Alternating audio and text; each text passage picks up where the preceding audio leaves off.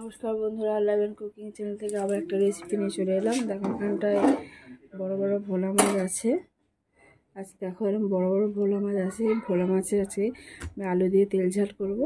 তো তোমরা দেখো আমি কড়াইটা বসিয়েও দিয়েছি, কড়াইটা গরম হয়ে গেছে। এবার আমি সর্ষের তেল দিয়ে দিয়েছি, দিয়ে আর নুন হলুদ মাখানো মাছগুলোকে ভেজে নেব।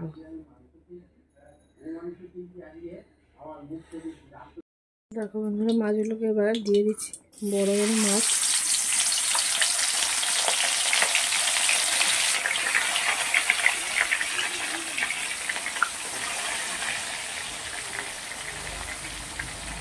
আর মাছগুলোকে আমি খুব ভালো করে ভেজে নেব। মাছগুলোকে উল্টে দিচ্ছি, এক পাশ হয়ে গেছে ভাজা। একটু বড় মাছ, সাবধানে উল্টাতে হচ্ছে।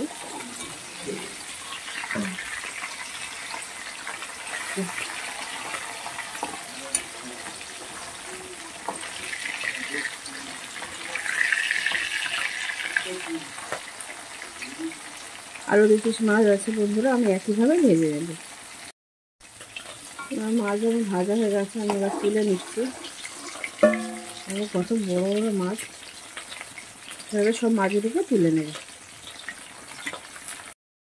বাকি মাছ দুটো ছিল বন্ধুরা, আমি একটু কেটে নিয়েছি, কেন এত অসুবিধা হচ্ছিল বড় বড় উল্টাতে। দেখো তাও কি বড় বড় দেখো, কটাকেও ভেজে নেব। আমার ভাজা হয়ে গেছে। দেখো একটা পেঁয়াজ কুচিয়ে রেখেছিলাম, পেঁয়াজটা দিয়ে দিচ্ছি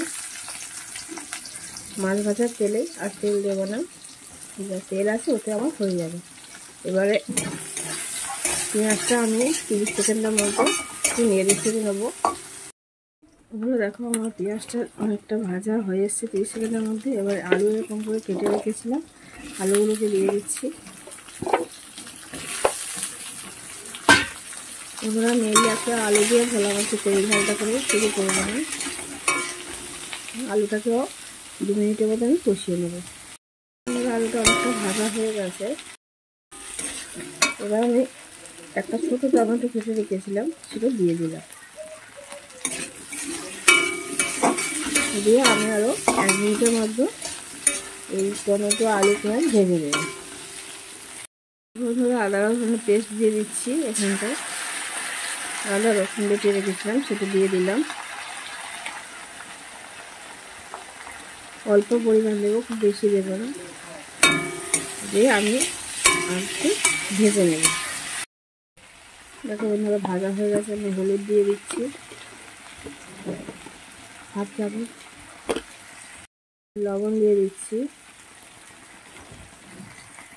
অনুযায়ী, আর 1 চামচ, ছোটো চামচ 1 চামচ আমি লঙ্কা গুঁড়ো দিয়ে দিচ্ছি।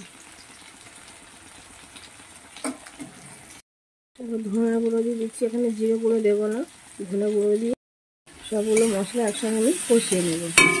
প্রায় মিনিট 2-এর মতো। সামান্য জল দিয়ে দেবো যাতে মশলাটা পুড়ে না যায়।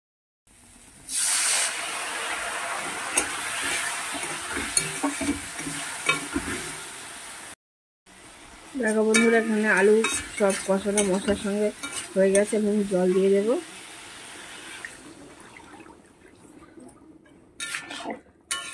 জাস্ট আলুটা ডুবে আছে এরকমই জল দিলাম, বেশি জল দেওয়ার দরকার, যেহেতু তেল ঝাল হবে। এবার আমি 5 মিনিটের মধ্যে সিদ্ধ করবো, কেননা আলুটা শক্ত আছে। সিদ্ধ হয়ে গেলে আমি মাছগুলোকে দিয়ে দেবো। ততক্ষণ আমি ঢাকনা দিয়ে দিলাম। বন্ধুরা আমি ঢাকনাটা খুলে দেখলাম অনেকটাই আলু সিদ্ধ হয়ে গেছে। আমি মাছগুলোকে দিয়ে দিচ্ছি।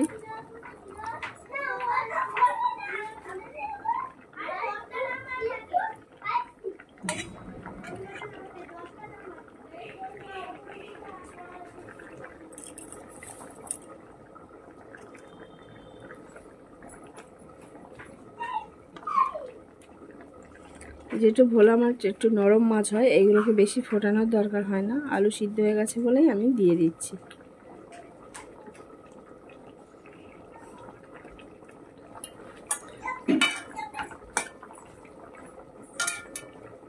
ওনারা খুব কম মশলা দিয়ে এটা রান্না করেছি, তোমরা নিশ্চয়ই লক্ষ্য করলে। এবার দেখো কেটে রেখেছিলাম ধনে পাতা দিয়ে দিচ্ছি। দিয়ে আমি আরও 2 মিনিট চাপা দিয়ে রেখে দিলে আমার কমপ্লিট হয়ে যাবে এই রেসিপিটা। বন্ধুরা আমার এই রেসিপি যদি তোমাদের ভালো লেগে থাকে তাহলে অবশ্যই একটু লাইক করে দিও, কমেন্ট করে জানিও কেমন লেগেছে। আর যদি আরও ভালো লেগে থাকে তাহলে অবশ্যই শেয়ার করে দিও।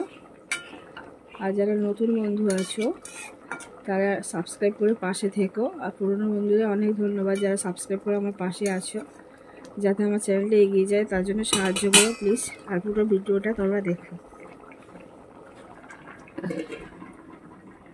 দেখো বন্ধুরা, এখানটা আমার রেসিপি কমপ্লিট হয়ে গেছে। আজকে রেসিপি আমার এই পর্যন্ত।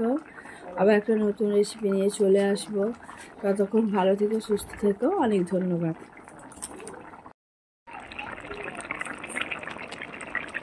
বন্ধুরা অফ করে দিচ্ছি।